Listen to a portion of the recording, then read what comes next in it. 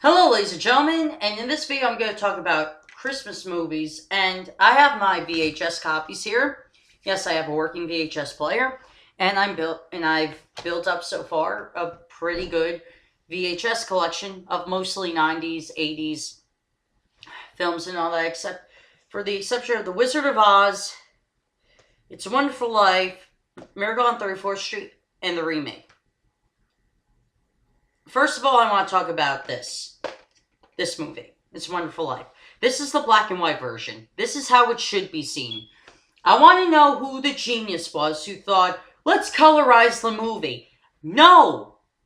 No! This was a bad idea to colorize this film, and I'll tell you why it was a bad idea. George Bailey is going through, I would say, a business crisis. His company loses well over $20,000. And he has to pay that money. But he doesn't have it due to the Great Depression. And he wants to kill himself.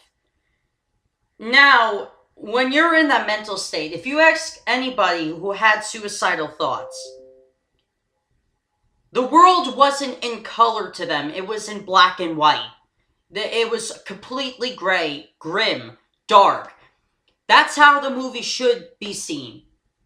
The way the film was shot in black and white and the story, they complement each other. So, if you're thinking of seeing It's a Wonderful Life for the first time, watch the black and white version. Don't watch the color version, because it takes away the powerful emotional ending with the colored version. And that's just my pet peeve of when people say, let's colorize all black and white films. Not all of it is meant to be colorized. Just to put it out there. Okay, so the main objective that this video was about. Okay, here's two versions of Miracle on 34th Street. Here's the original version, and here's the remake. What's the difference between these two? While they're the same story, both have the same message, this one is a little more brighter than this one. Allow me to explain.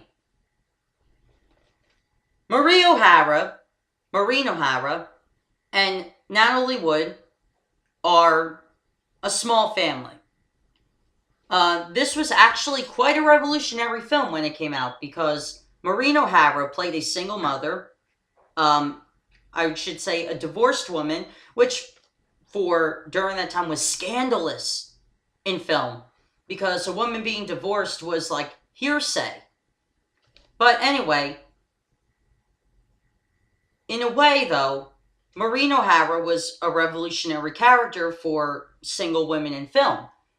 However, though, she's not a believer in Santa Claus like most adults aren't. So she, instead of telling her daughter that there's a Santa Claus around the Christmas season, no. Natalie Wood, who plays her daughter, is kind of a humdrum kid, to put it quite frank. She's a humdrum kid. She doesn't believe in Santa. She doesn't believe in fairies. She doesn't like fairy tales, so on and so forth. You name it. While Maureen O'Hara's character is very revolutionary for women in film, it's grim because of Santa Claus here. Compared to this Santa. Allow me to explain this. You have a guy walking by a small toy store, and the store owner's setting up the reindeer. This guy really thinks he's Santa.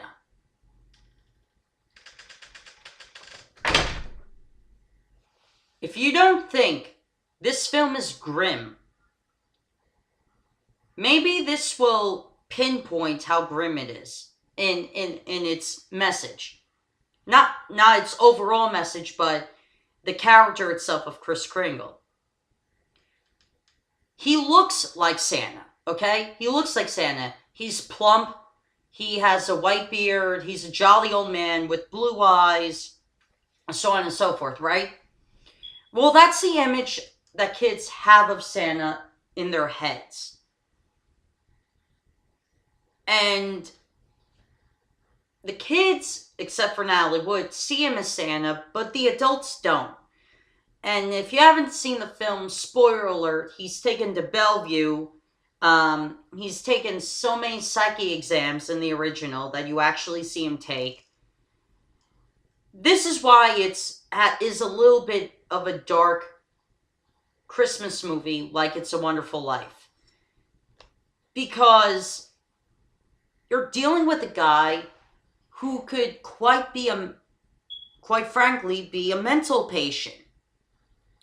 And while he's a nice old man, he could be a nice old man who thinks he's Santa.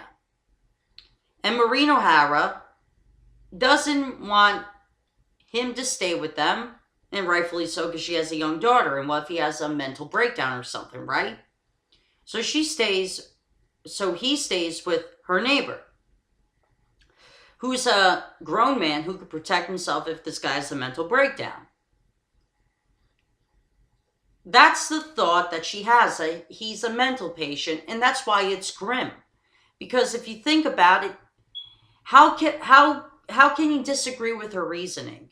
This is a jolly old man who thinks he's Santa, who's playing Santa at Macy's, but who has convinced himself he's Santa.